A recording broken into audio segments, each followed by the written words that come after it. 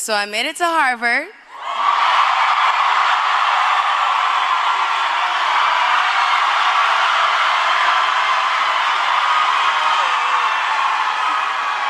Never thought I'd be able to say that in my life, but it feels good. Thank you, Dr. Counter. Thank you to the Harvard Foundation, and thank you, Harvard University, for this great honor.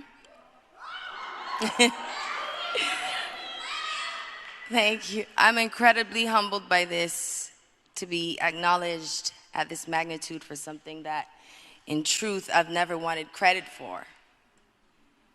When I was 5 or 6 years old, I remember watching TV and I would see these commercials and I was watching other children suffer in other parts of the world.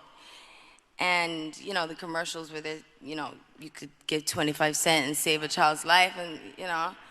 And I would think to myself, like, I wonder how many 25 cents I could save up to save all the kids in Africa. And I would say to myself, you know, like, when I grow up and I can get rich and I'm gonna save kids all over the world, I just didn't know I would be in the position to do that by the time I was a teenager.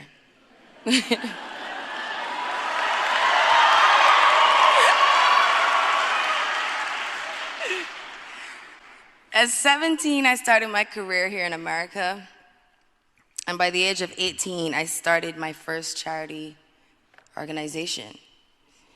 I went on to team up with other organizations in the following years and met, helped, and even lost some of the most beautiful souls.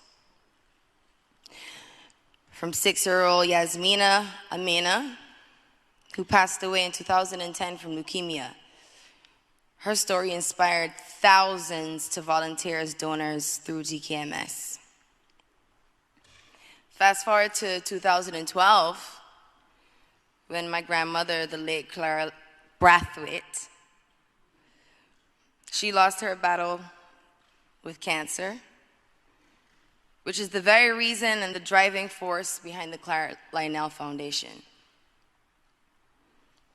We're all human, and we all just want a chance.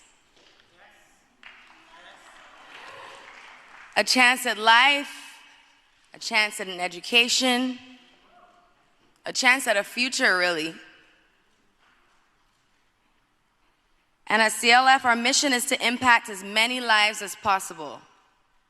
But it starts with just one. Just one. As I stare out into this beautiful room, I see optimism, I see hope, I see the future. I know that each and every one of you has the opportunity to help someone else. All you need to do is help one person, expecting nothing in return. To me, that is a humanitarian.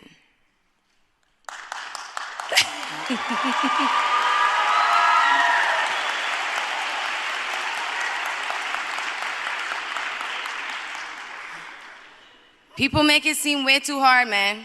The truth is, and what the little girl watching those commercials didn't know, is that you don't have to be rich to be a humanitarian. You don't have to be rich to help somebody. You don't gotta be famous. You don't even have to be college educated. I mean, I wish I was, I'm not saying, you know. Especially today.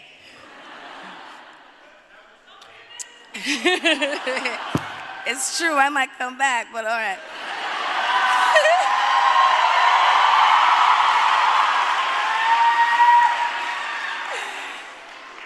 But it starts with your neighbor, the person right next to you, the person sitting next to you in class, the kid down the block in your neighborhood.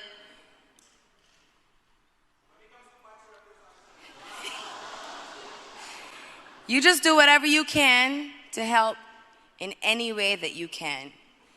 And today I want to challenge each of you to make a commitment to help one person, one organization, one situation that touches your heart.